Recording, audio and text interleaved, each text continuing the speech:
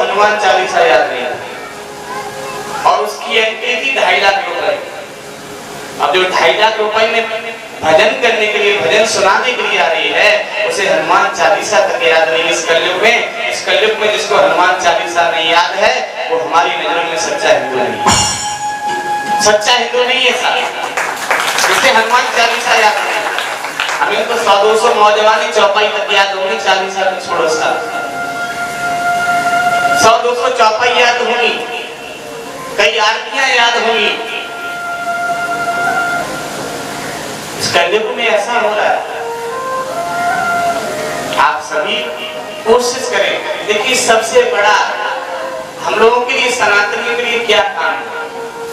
आप पूजा बिल्कुल नहीं कर रहे, कोई बात नहीं, लेकिन अगर आप नशा कर रहे हैं ना, तो बहुत गलत काम कर रहे हैं। नशा, पूजा नहीं कर पा रहे हैं लेकिन काम कर रहे हैं, फिर भी अंदर ही अंदर भगवान का भजन चल रहा है, प्रभु की याद कर लेते, इतना ही भजन बहुत है। और जो नशा करने के बाद बड़े बड़े रामलीला करा रहे, बड़ी बड़ी भागवतें करा रहे हैं, फिर भी नशा कर रहे हैं, तो कोई फल मिलने वाला। जब आप शरीफपुर से आते हैं तो गांव पड़ता है, शरीफपुर से आए होंगे तो गांव पड़ता है रास्ते में, वो राजपूत लोगों का गांव था। एक शराब पीने वाले ने भागवत कराई, बहुत गलत काम करता है। आर्मी से रिटायर है, राजेंद्र सिंह फौजी, नाम भी मैं ओपन कर रहा हूँ। उसने भागवत कराई। भागवत का तीसरा दिन था, 2 लड़के खत्म हो गए।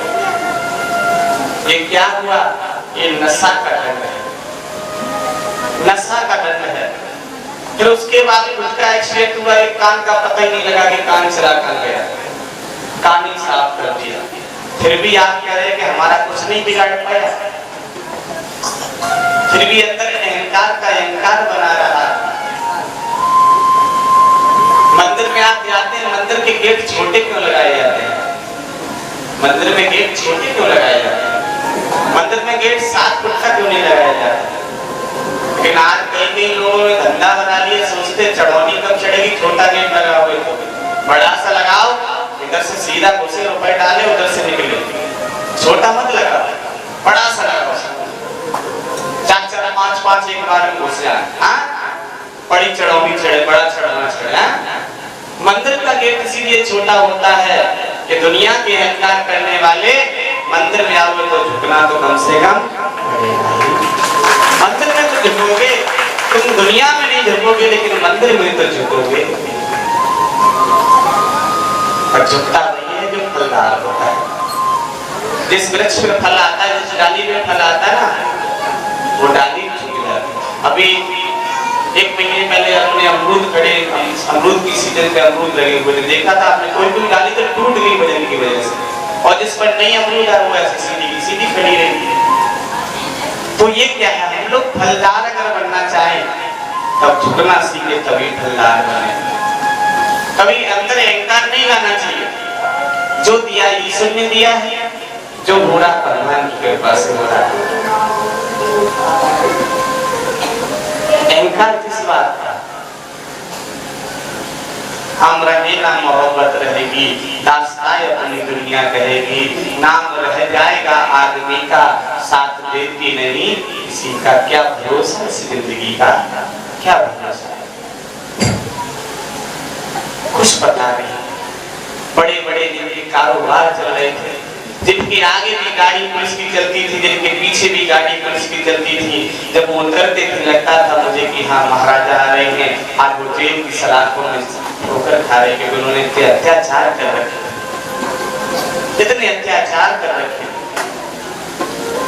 कई गरीबों को उन्होंने परेशान किया था, कई गरीब कहीं बेटियों को उठा उठा के ले गए थे। आज उनकी बहन बेटियों का पता दिखा, क्यों वो रहेगा नहीं साथ। ये कलयुग है, इसमें परिणाम तो मिलना है। भगवान ने जो दिया है उसे भगवान की एक आप भेंट समझ के, आप प्रसाद समझ के स्वीकार कर लें, अहंकार ना दिखाएं। इधर से देता है, इधर से लेता है। मैं को भजन मैंने लिखा, वो बोला करता हूँ, एक झोली में फूल भरे, एक झोली में कांटे, तेरे बस में कुछ नहीं है बांटन वाले बाटेरे के कारण होगा, कुछ तो कारण होगा। एक में फूल एक में कांटे हैं, एक पिता के दो संतान हैं, एक अधिकारी हो जाता है, एक चपरासी भी नहीं हो पाता, अपने कर्म का फल है।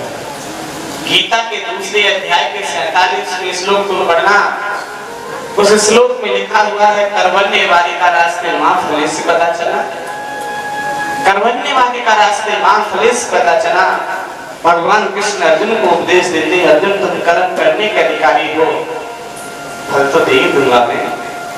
अर्जुन ने कहा ये हमारे सारे भाई हम कैसे बाण चलाएं?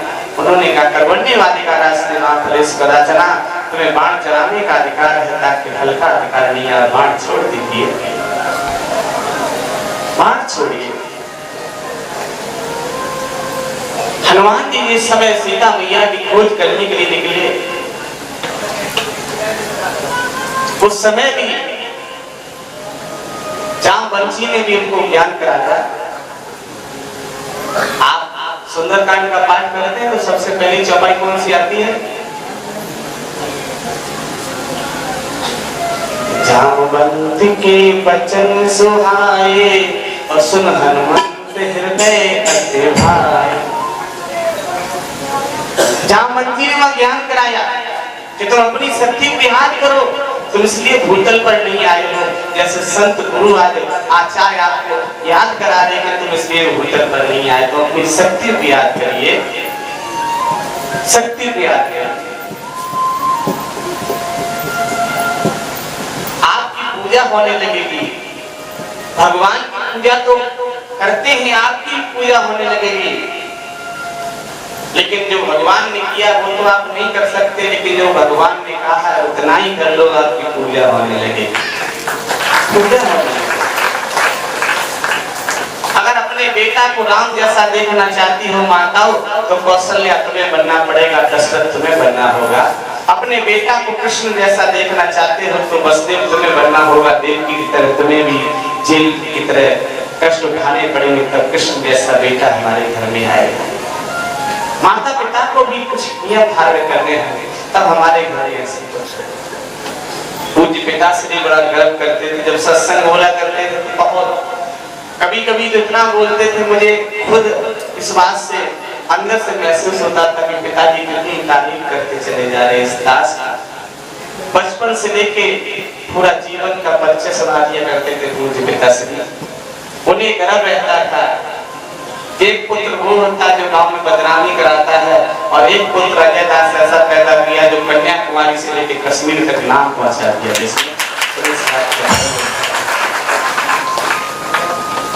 पिताश्री से मैंने यही कहा था, इस समय आश्रम बनाया, मैंने कहा पूज्य पिताजी जीवन निकाल देंगे, लेकिन आप कभी भी नाम की आगे दाग नहीं लगने देंगे मेरा बच्चा, पूरा जीवन निकालेगा। मेरी उम्र को देख के बहुत लोगों ने तरह तरह के विचार बदले, बहुत लोगों ने तरह तरह से, यहाँ तक कि कन्या और महिलाओं को 10,000 रुपए तक दिए गए। जो घटना शायद गणेश की है, 10,000 रुपए महिला को दिए गए और कहा तुम महाराज जी को कैप्चर करो, किसी भी तरह से रात्रि में दिन में बात करके महाराज जी की रिकॉर्डिंग वायरल करो। लेकिन हम उस गुरु के शिष्य हैं जिन गुरु के कभी भी दाग नहीं लगा था, तो उस दास के भी दाग नहीं लगा सकता। सारा प्रणाम करता है। बाद में लोगों ने कहा महाराज जी हमसे तो उसने कहलवाया। मैं आज भी कहता हूँ भैया, आप सभी देखिए, आपके रिश्ते में पति, आपके बेटा, आपके भाई कहीं नहीं आपको भेजते, लेकिन प्रेम प्रार्थना सरकार के लिए आज त्योहार, कल त्योहार है ना, इस वजह से त्योहार मनाने के लिए बहुत कम लोग आए ना, लेकिन आप देखते हैं कि केवल भरोसा उन्हें है कि आप जाएंगे वो महाराज जी। उन्होंने महाराज जी को भाई मान रखा है, महाराज जी को आपका पिता मान रखा है, वो आप यहाँ आते हैं, ये लौट हो गया। किसी की हिम्मत नहीं है, माँ जब तक कुल्हाड़ी में लकड़ी का पेट नहीं पड़ेगा, तब तक कुल्हाड़ी की कोई ताकत नहीं है जो लकड़ी को काट सके। जब तक माताएं हमारी अगर किसी भी गैर पुरुष को लिफ्ट नहीं देंगी, तब तक वो पुरुष की हिम्मत नहीं है जो आप कभी भी गलत दृष्टि से देख सकते। लिफ्ट आप ही दे देती है। आप रिश्ता लिमिट पर रखिए और अलॉट होके रहिए।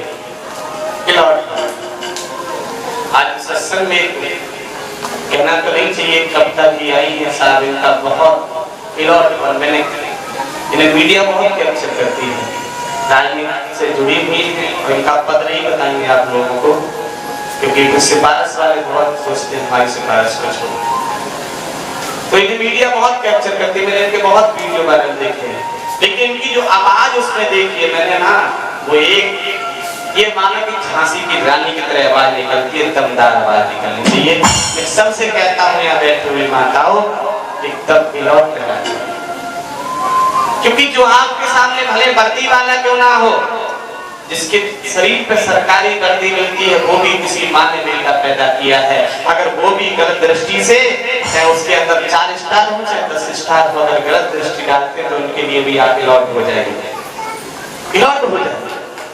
अधिकारियों की पूजा होती है साहब, और किसी अधिकारियों की वीडियो रिकॉर्डिंग वायरल हो रही है कि करवटने वाले का रास्ते, वो श्लोक वही यहाँ आ रहा है। हम सभी सत्संग से जुड़े थे, हमारा विचार क्या है, विचारधारा क्या है, हम क्या सोच के सत्संग में आए हैं। यहाँ आने के बाद भी अगर गंदे विचार हैं कि साहब पड़ोस वाली दीदी कैसी है, ये कहाँ से है, ये क्या करना है, लगा बैठे लगन तुमसे जो होगा सो देखा जाएगा, तुम्हें अपना बना